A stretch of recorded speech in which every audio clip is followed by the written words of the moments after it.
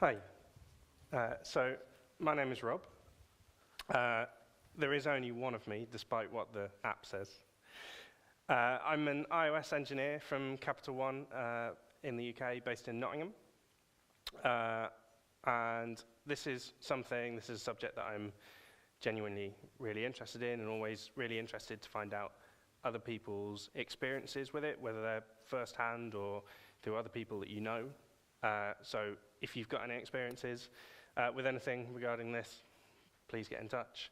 I'm around for the rest of the conference as well, so feel free to grab me and have a word. Also, as well, this is the culmination of about a year's worth of research, most of which is not in here. So if you want to be bored to death about things that I've learned, I'm always happy to do that. So this is our Capital One app. We're a credit card company, so it is a credit card servicing app. It's pretty full-featured. You can view your PIN, you can get real-time transaction notifications on there, see your balance, pay off your balance, see your transactions. There's quite a lot of things that you can do there. We've been working on it for about 4.5, 5 years, something like that. It's a mixture of Swift and Objective-C at the moment. A little bit more on that in a second. And we've got about 1.5 million active users. If the whole Swift and Objective-C thing seems interesting to you, I'm also talking again tomorrow about a lot of the testing changes that we made to our app during 2018, unit testing and UI testing, and a lot of it related to us including Swift in the app. So feel free to come on to that. As always, we are hiring, so feel free to grab me, or there's a couple of other Capital One guys at the back as well, if any of that sounds interesting to you, and we can give you a bit more information about what we do and how we work as well. So today, I want to talk about digital accessibility, and maybe a little bit about assistive technology, or perhaps digital inclusion. All three of those terms are sort of interchangeable. They kind of mean the same thing, but they also kind of mean things a little bit different as well. So hopefully I'll cover that. So this bit I wrote before I realized there was going to be really bright lights right in my face. So before we start with the talk, I'd like to just get a brief idea from the room of who uses some kind of assistive technology on their phone. You don't have to answer if you don't feel comfortable, but yeah, if you don't mind sticking your hand up if you use something. Okay, not as many as I expected. Okay. So, why am I passionate about accessibility? This comes from a few years ago. The reason I sort of ummed and ahed a little bit about when Steve asked me how long I've been doing iOS dev is really I've only been doing it professionally for maybe a couple of years. So before that, I ran an Apple reseller. And one of the things that I really loved about this job was we would often sell technology to people who had never used technology before. They'd never owned any kind of computing device before. And we would sell them their very first iPhone or very first iPad. I used to really love learning about why they were starting to use technology and what they picked up on, what they found difficult, and what they found simple. And it wasn't always what you expected.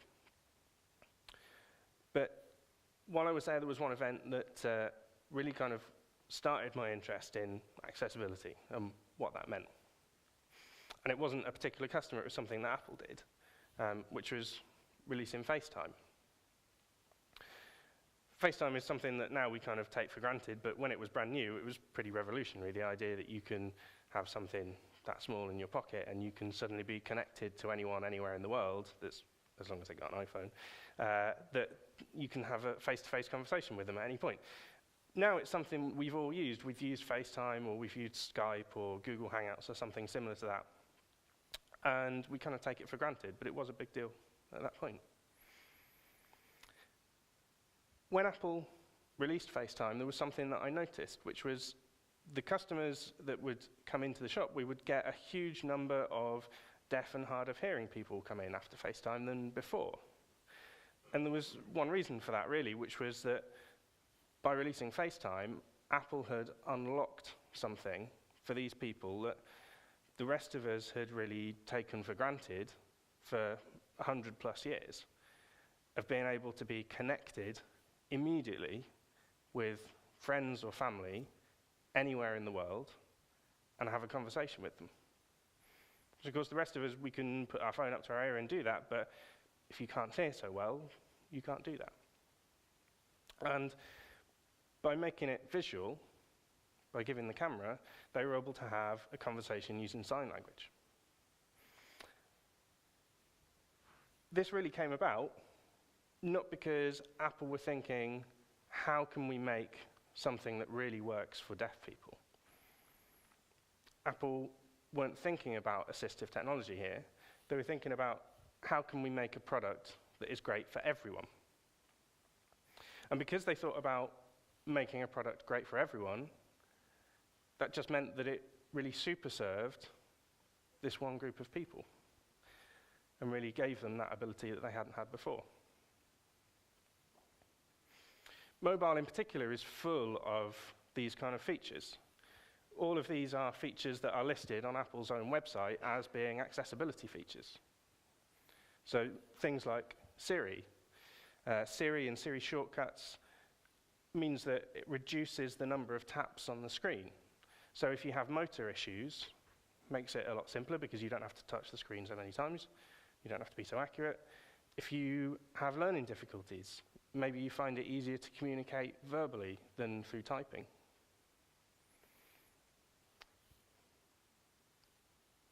Okay.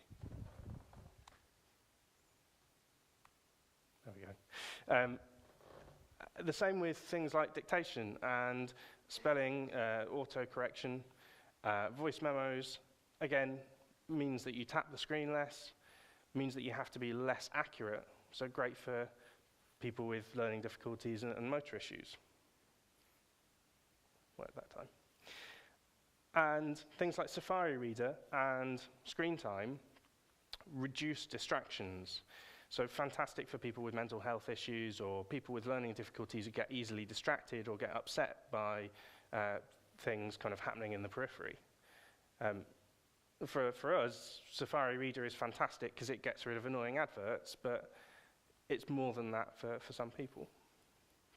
And things like vibration, when your phone vibrates when someone calls you, because obviously not everyone's going to be able to hear it. External keyboards and third-party keyboards really unlock a lot of things for, again, allows Braille keyboards and keyboards specifically designed for people with learning difficulties or people with motor issues. So I think now if I was to ask again as to who uses some kind of accessibility feature on their phone, it would be pretty close to 100%.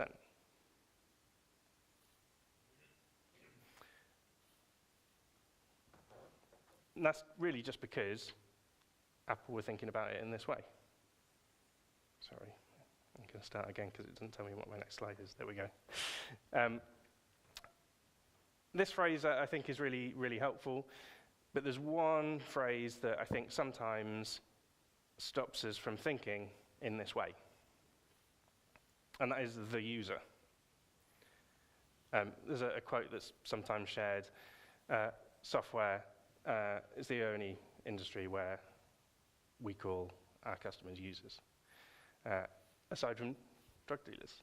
And I don't think that's even really probably true, because I think drug dealers probably also call their customers customers. It's really only the media and the police that call them users.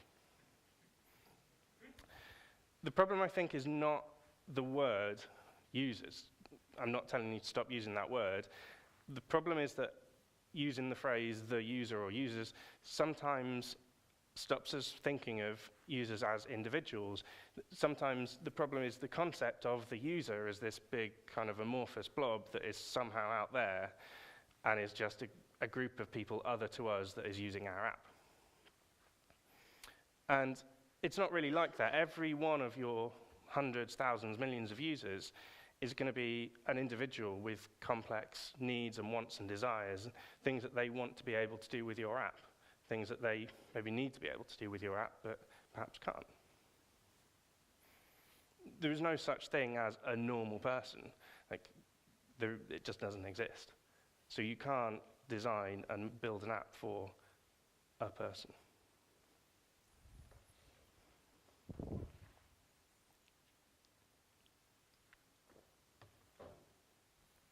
So the title of the talk, the V word, some of you might be ahead on this, as Dave revealed to me in the pub last night. The big reveal is, of course, voiceover. But for you guys, it might not be voiceover. For you, it might be something else. It might be dynamic text sizes, or it might be, particularly if you're working on the web, it could be tagging images. Or maybe if you work in design, it could be making sure that your contrast ratios work for visual between text and backgrounds and that kind of stuff. But really, what I mean by the V word is when I'm making a screen or a flow in an app, I'll kind of do all the UX, and I'll do all the functions in the app, and I'll kind of wire everything up, make sure it fills the acceptance criteria, and then I'll just be about to pass it off to one of our quality engineers, and I'll think, oh, you know what, I probably should just check this works with VoiceOver, and I'll maybe load it onto an app and kind of skim through it for a second and go, yeah, it's kind of just about right.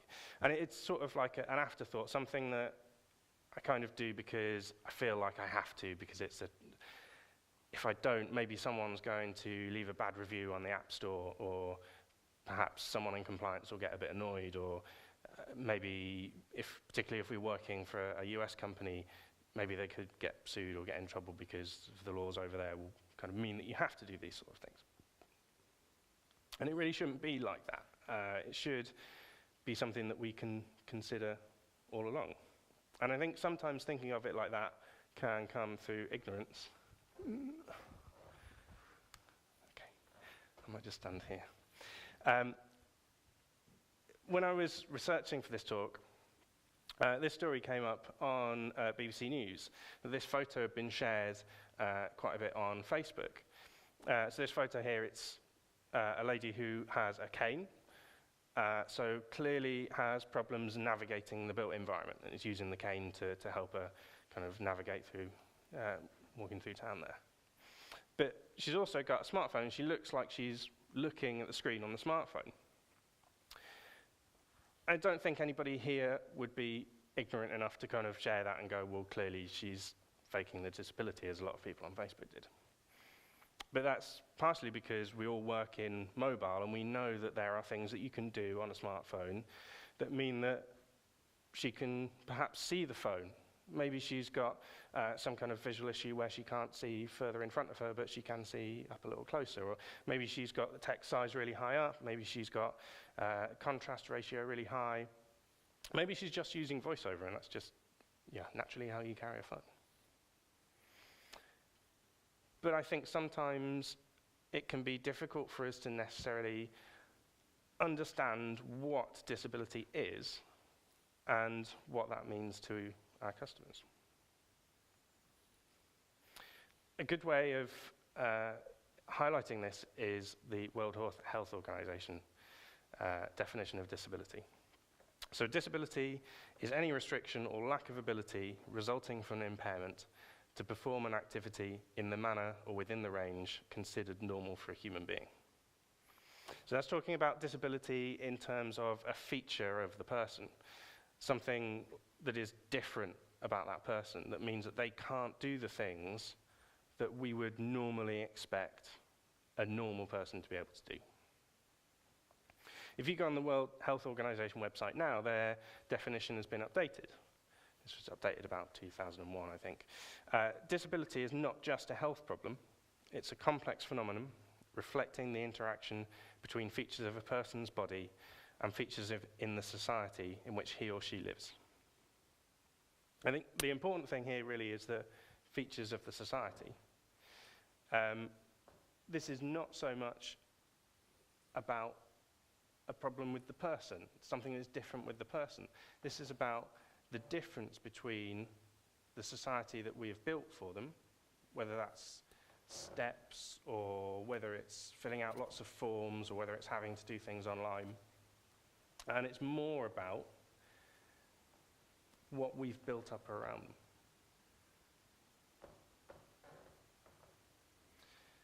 In the UK, 22% of people report as having a disability, so nearly 14 million people.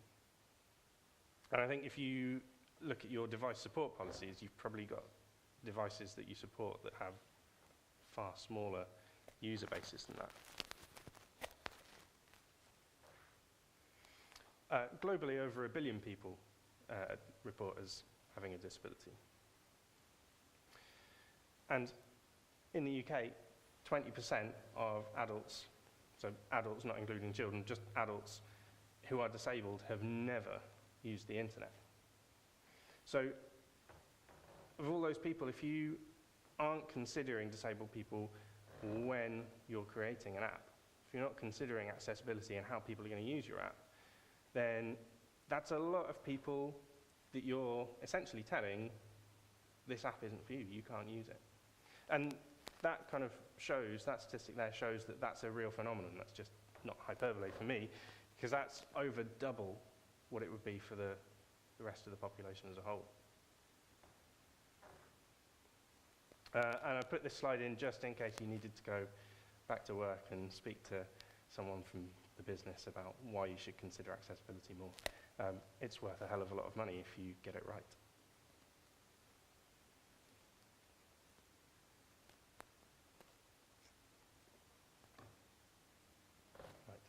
My slides are working again now. So Microsoft have this great tool as part of their design toolbook called the persona spectrum. And they kind of start here with what they call permanent, which is someone with one arm. I think we'd probably all agree that if you've only got one arm, you're going to struggle quite a lot in society because we've built everything for people with two arms. But if you consider people who've only got one arm, then you will also be helping people who've maybe got an arm injury. They've maybe had an operation, or they've got their arm in a sling, something like that. So if you make an app that works well with just one-handed use, then someone who's got an arm injury will also really appreciate that. And then also a new parent, for example. So someone who has had a new baby is going to be holding a pushchair or holding a baby, and so they will really appreciate being able to use your app one-handed because they've got better things to do with the other hand. You'll also help people who've maybe done a lot of shopping and have got a lot of bags, or maybe me while I'm trying to play Pokemon Go and walk my dog at the same time. And Microsoft did some research, did some maths to go along with this to kind of highlight it. So in the US, 26,000 people a year suffer from loss of upper extremities. So that's 26,000 new people who now only have one arm. But when you add in people who are new parents and people who've had an arm injury as well, that's 20 million people in the US, 20 million new people every year who will appreciate being able to use your app one-handed. So just a couple of examples. So in Microsoft's spectrum here, so a temporary could be wearing a cast or being on a foreign holiday, for example, where you don't speak the language. Situational could be maybe you're in a large crowd. Maybe you're driving a car, maybe the sun's really bright and you can't see the screen, for example. So this is the full set of persona spectrums that Microsoft include in their toolkit. And they also, at this address here, have a set of activities that you can do with your team to help kind of consider designing for different people as well. But one thing that I think would be really good if you're looking to take something away is I think there's got to be way more than just 4 there. You can easily come up with more spectrums than that. But for example, if you design your app to work for people who are blind, then you'll help people who've just had an eye operation. You'll help people who want to use your app while they're driving and they can't look at the screen. If you think about how your app is going to work for deaf people, then you're going to help someone who's got an ear infection. And you're going to help someone who works in a noisy environment. There's a phrase that disabled people sometimes use to describe non-disabled people, and that is not yet disabled. And it's a little bit glib, perhaps, but unless we all suddenly die here in a terrible accident, I mean, our colleagues would really, really appreciate that because their salaries will probably go up quite considerably, but unless we kind of all suddenly die, you're going to, at some point, become disabled in some way or another. Maybe you'll get really old, but you'll maybe lose some of your motor abilities or your cognitive abilities, and maybe you won't be able to see or hear as well as you once could. So you're not just thinking about different people. Disability is not something that is other people that you don't experience.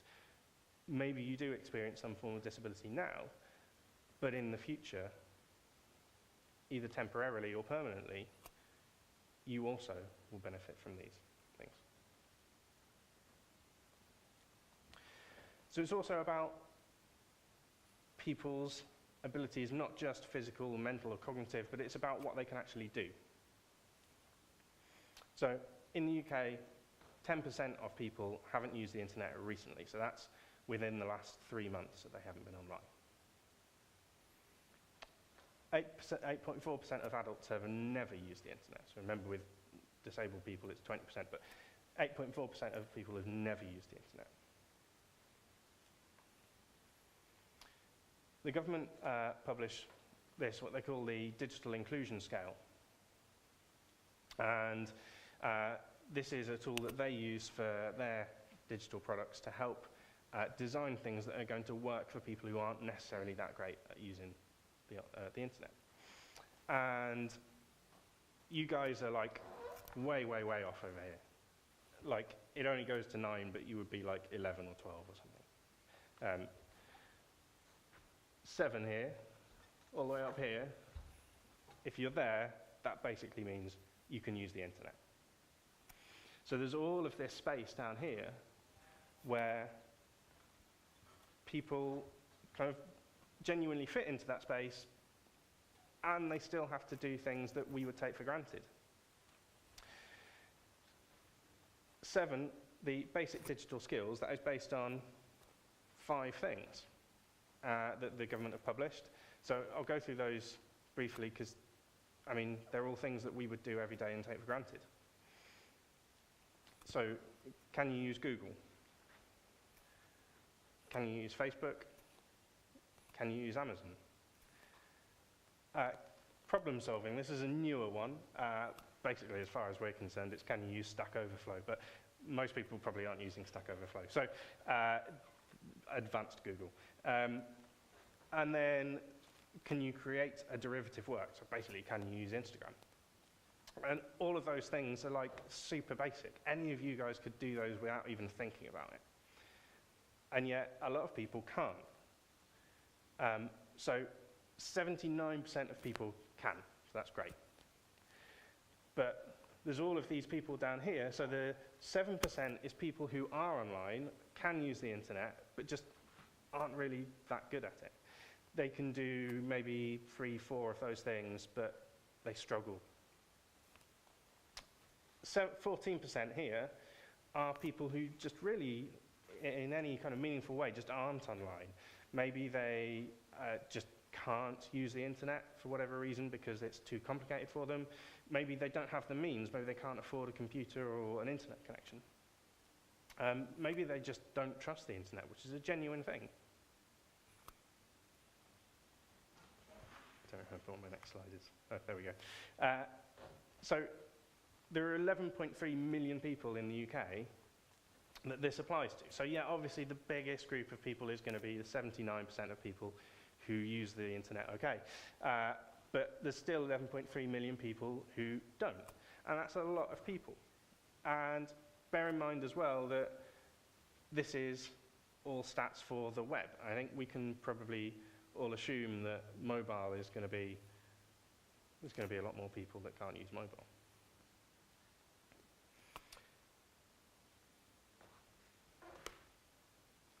So we need to think about other people, and we need to consider how other people are going to use it when we're creating mobile apps. We need to consider that the people who are going to use our apps are not us. They have different experiences. They may be more like family than friends, for example. And we need to use all of those experiences we get from other people, but also think outside that as well. Otherwise, you're going to end up with situations like this where it was obviously designed and built by people with certain life experiences. And we can all do that. It's not just something that UX designers do. You can't just kind of say, well, you know, it's down to UX to make sure that the colors are right and that all the buttons are accessible and that kind of stuff. Everybody can have an input in this. So when you're creating the software, you can make sure that VoiceOver works in the right order. You can make sure that all your buttons are accessible and that you're not doing some kind of animation that sort of hides things when you turn on VoiceOver, for example. If you work in HR, you can help to try and make sure that the teams that are built up have as wide a range of experiences as possible, which will always help. If you work in support, you can try and make yourself aware of some of the extra support that people who have maybe mental illness or people who have learning difficulties might need. So it's something that everybody can get involved in and everybody can help with. And that includes customers as well. So this is a fantastic example from Lyft. They identified some kind of interaction where two of their customers are going to have a mismatch in terms of their abilities. And they're helping here the customers to overcome that. Oh. So the V word, VoiceOver is incredibly important. It's essential, really. For a lot of people, VoiceOver is the difference between being able to use your app and not being able to use it at all. So it's really essential that you do make sure that VoiceOver works as really the same way as your app would work without VoiceOver. And I could kind of stand here and give you a ton of APIs and a ton of tips and things that you can do to make your app accessible, and I could go through 100 slides like this. You're never going to solve for everyone. But the important thing is to have empathy and to think of other people and consider other people and consider people that are different to you. Consider people in the future or people that you don't necessarily always mix with. So there's a phrase that I think is on the next slide. I think it's on the next slide, but that wasn't what I was going to say. There's a phrase which I think personally has done a lot of damage to software over the last sort of 10 years or so. And that is, good, it was the last slide. This move fast and break things, I'm really not a fan of. So I'd like to leave you with a new phrase which I've come up with, which I think will suit software, and mobile software in particular, a lot better, and I think it's just as snappy. Work in a considered and empathetic manner to progressively improve the experience for as many people as possible. Thank you.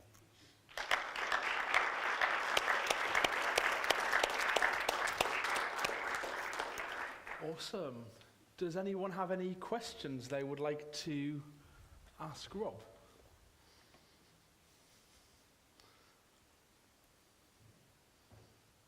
No? All quiet. Or one question. Yes, I may. I've run around. Give me a second.